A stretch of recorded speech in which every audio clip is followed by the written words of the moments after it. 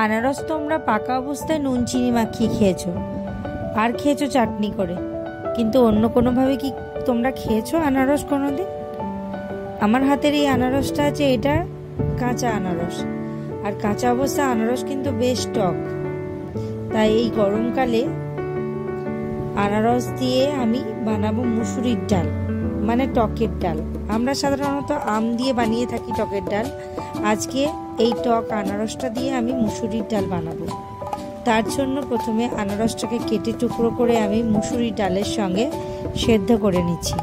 আমি সেদ্ধ করার সময়ে একটু নুন দিয়ে নিই, তারপর কড়াইতে শুকনো লঙ্কা আর সর্ষে ফোড়ন দিয়ে একটু হলুদ দিয়ে দিলাম, তারপর ঢেলে দিলাম সেদ্ধ করা আনারস দিয়ে মুসুরির ডালটা। রেডি হয়ে গেল আমার ডাল। খুব সহজ পদ্ধতিতে আনারসের একটা রেসিপি তোমাদের দিলাম। ভালো লাগলে আমাকে অবশ্যই জানাবে।